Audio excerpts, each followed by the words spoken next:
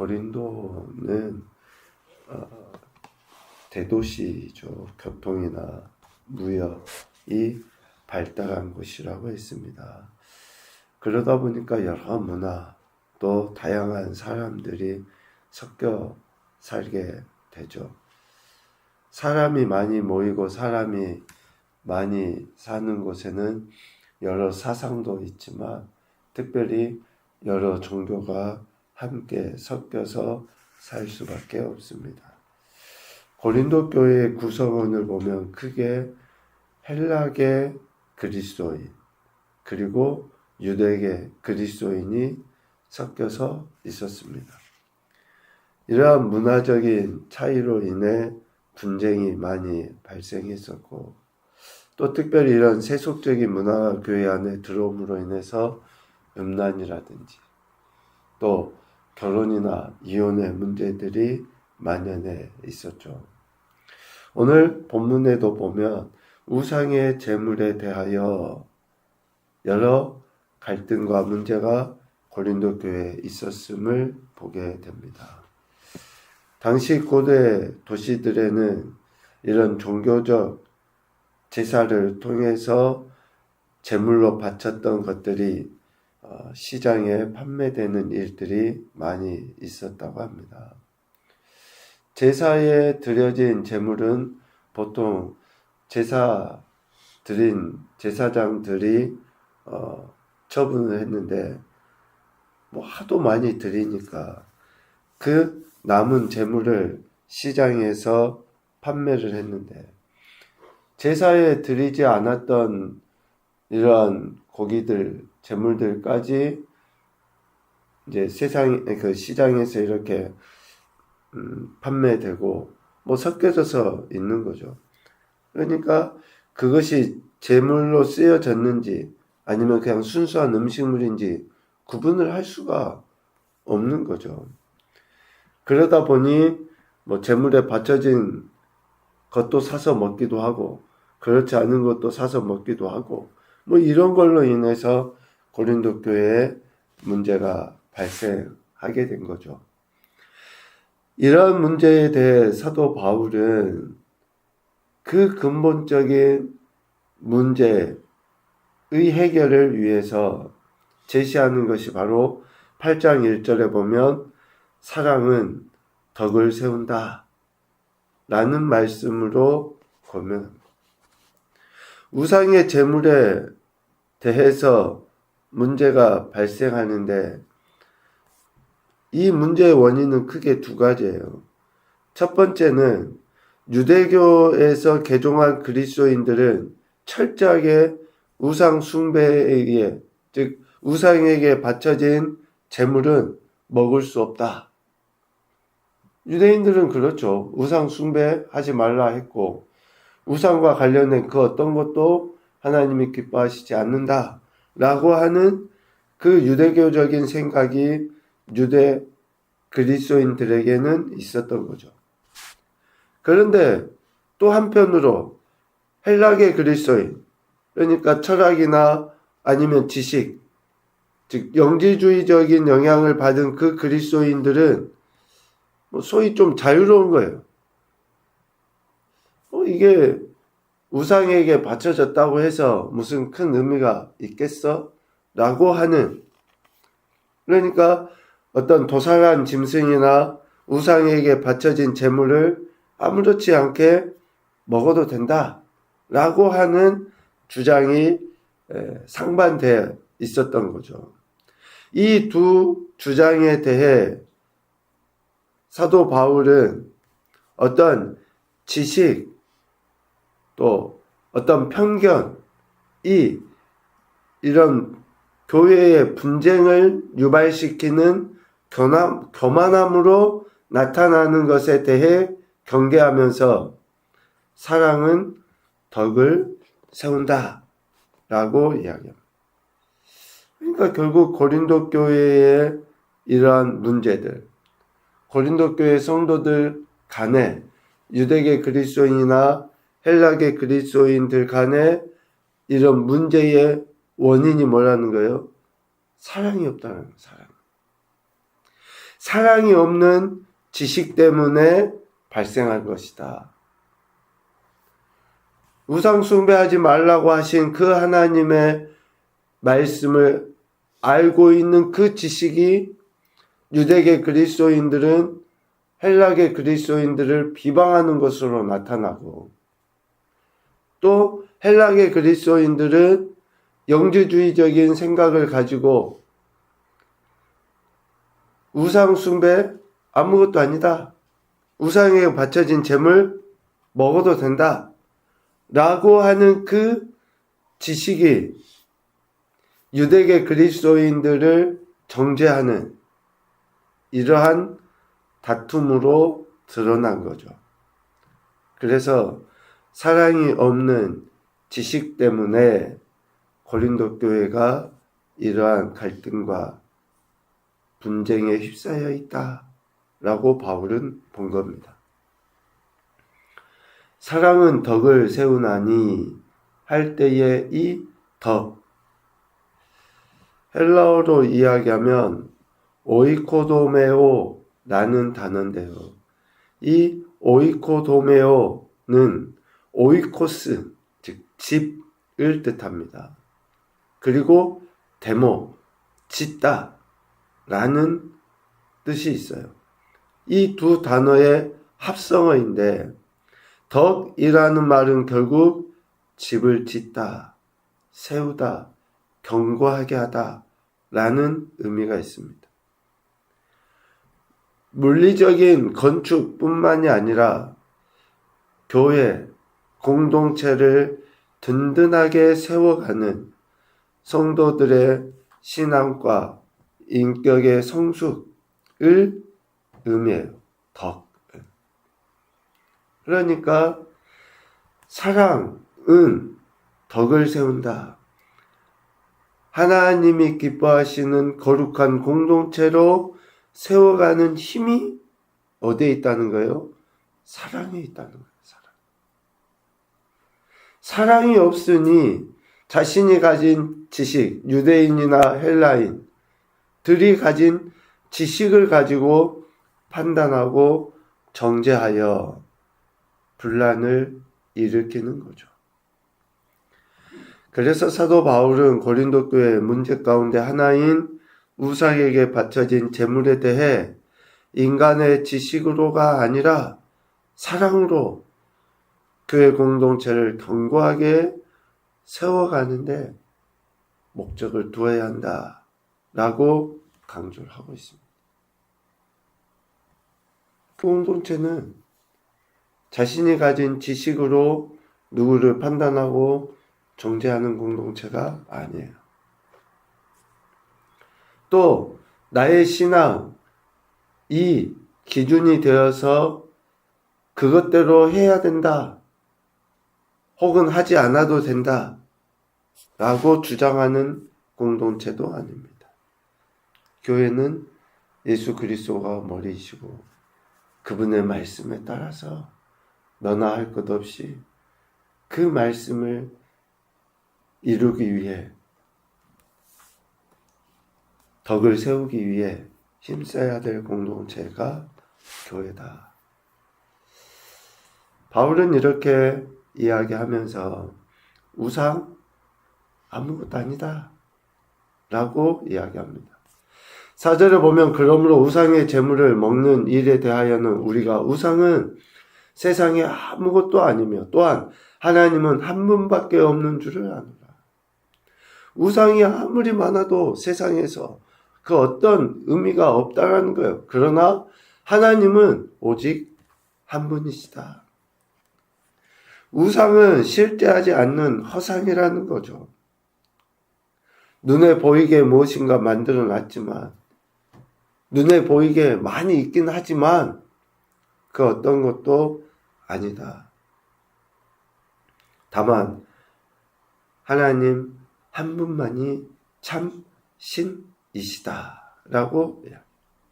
그래서 우상에게 바쳐진 고기 자체는 영적으로 아무런 영향력이 없어요. 영적으로 아무런 영향력이 없습니다. 그러니까 먹거나 안 먹는 것으로 인해서 그것이 신앙의 본질이다 라고 말할 수 없는 거예요. 아니, 형상, 그 자체가 없는데, 그 본질일 수가 없다라는 거죠. 본질일 수가. 다만 하나님만이 유일한 신이시며 우리 인생의 기원은 오직 하나님 한 분이시다 라고 6절에 이야기합니다. 하나님의 창조주이심을 이야기하는 거죠. 그리고 창조주이신 하나님의 유일하심을 강조하고 있습니다. 하나님께서는 이방의 신들과 근본적으로 다른 분이시다. 그러니까 이렇게 비교하는 것 자체가 맞지 않는 이야기인데, 사람들은 이방 그 우상과 하나님을 비교해서 이야기를 해요. 그러니 우상 숭배가 나오고, 오늘과 같이 그러한 음식을 먹어야 되냐 말아야 되냐 라고 하는 논쟁이 일어나게 된 거죠. 하나님과 저들은 비교 불가해요. 사도 바울은 그래서 하나님이 참 신이신데, 창조주이시고 유일하신 하나님이신데, 그분이 누구냐? 6절에 보면 이 단어를 써요. 하나님 곧 아버지가 계시니, 아버지. 이 단어를 통해서 세상에 대한 하나님의 절대적인 통치권뿐만이 아니라 성도들은 끊을 수 없는 하나님의 사랑에 의해서 성도가 되었고 지금 이 땅에 존재하는 것이다 라고 하는 것을 강조해서 이야기하고 있습니다. 하나님의 인격적인 사랑에 의해서 우리 인생이 존재하는 것이다. 그것은 결국 나만입니까? 아니에요.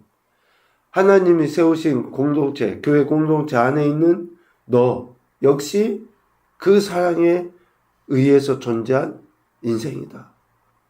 그러니 어떤 이러한 먹고 마시는 것에 의해서 서로 판단하고 정죄하는 것, 그것은 결국 이러한 사랑을 보여주신 하나님의 사랑을 판단하는 그러한 모습이다 라고 하는 것을 이야기하죠.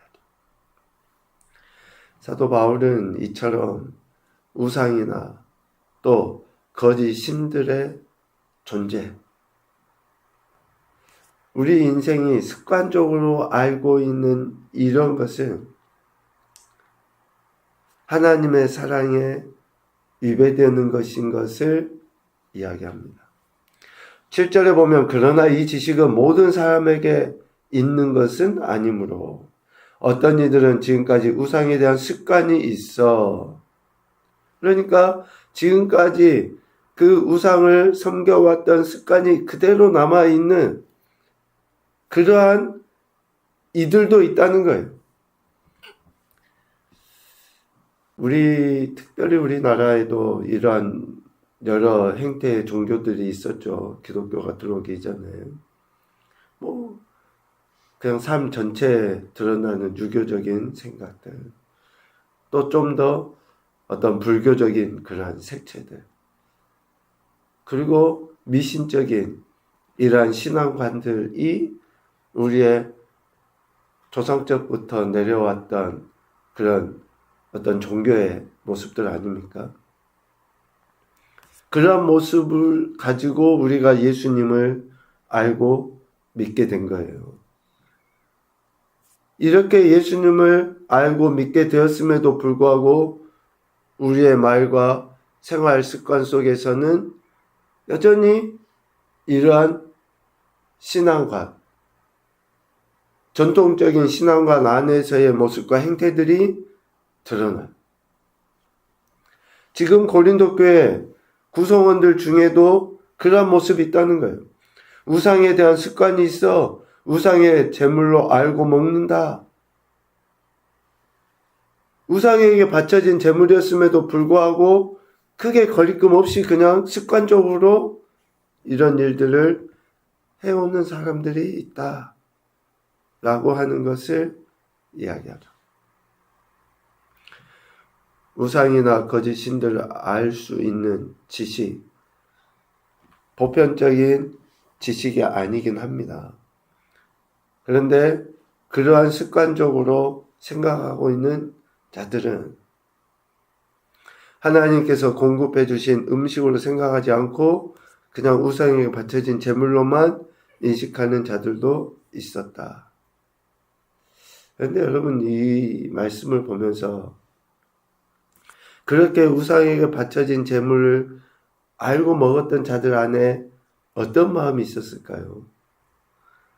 소위 어떤 마법적인 효력을 가지고 있는 것은 아닌가? 이것을 먹는 것으로 인해서 뭔가 더 내게 유익한 것은 아닐까? 라고 하는 생각을 갖고 있었다는 거예요. 이런 거짓된 신앙에서 벗어나지 못한 이들 때문에 지금 이런 문제가 발생한 것이다. 라는 것을 이야기합니다. 이런 상황에서 사도 바울은 음식은 하나님 앞에 내세우지 못하기에 먹지 않는다고 해서 더 못 사는 것도 아니고 먹는다고 해서 더 잘 사는 것도 아니다. 라고 분명히 8절에 권면합니다.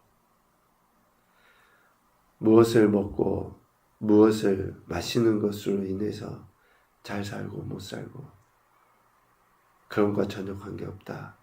라는 것을 이야기합니다. 그래서 먹을 수 있지만 약한 자들을 통해 시험에 들지 않도록 하기 위해서는 먹지 않을 수도 있고, 사도 바울은 이러한 그 믿음에 관해서 12절과 13절 말씀으로 결론을 짓습니다. 우상에게 바쳐진 제물을 먹고 먹지 않고의 문제는 양심과 믿음의 문제이다 라는 거죠. 음식을 자유롭게 먹을 수 있다 하더라도 그 행동이, 먹는 행동이 믿음의 약한 형제를 실족하게 한다 그러면 그 형제를 실족하게 하는 것이 문제가 아니라 그리스도에게 죄를 짓는 것이기 때문에 안 먹는 거예요. 그 형제를 사랑하신 그리스도에게 죄를 범하는 것이기 때문에 그렇다. 그래서 바울은 형제를 실족하게 한다 그러면 차라리 영원히 그 제물에 우상에 바쳐진 제물, 그 고기를 먹지 않겠다. 왜? 실족하게 하는 것이 문제이기 때문에 그렇다. 결국 덕을 세우는 것이 우선이다. 성도로서 덕을 세워가는 것이 신앙의 본질이다. 라고 하는 것을 바울은 강조합니다. 첫 번째 교훈으로 보면 사랑은 덕을 세우기 마련이다. 우리가 얼마나 교회 공동체를 위해서 또 믿음의 지체들을 위해서 영적 성장과 성숙을 위해서 말하고 행동하고 하나님 앞에 내 믿음을 보이고 있는가. 두 번째, 그리스도인의 자유는 진리 안에서 이루어진다. 진리 안에서, 즉 하나님의 말씀 범위 내에서 이루어지는 거죠. 세 번째, 실족하게 하는 이는 차라리 여러 가지로 생각해 볼 수 있겠죠. 실족하게 하는 이, 다른 누군가를, 성도를 주님이 하신 말씀을 기억해 볼 수 있을 것 같습니다. 오늘 사도 바울은 고린도 교회 우상에 바쳐진 제물의 문제, 덕을 세워야 한다라고 가르치고 있습니다. 오늘 우리의 신앙과 삶의 현장에도 사랑에 의한 덕을 세우기에 우리 자신의 자유를 제한할 수 있는 성숙한 그리스도인이 되어야 되겠다는 생각을 합니다. 오늘도 이런 말씀을 통해 하나님의 은혜를 경험하시고 영광 올려드리시는 복된 한 날 되시기를 주님의 이름으로 축복합니다.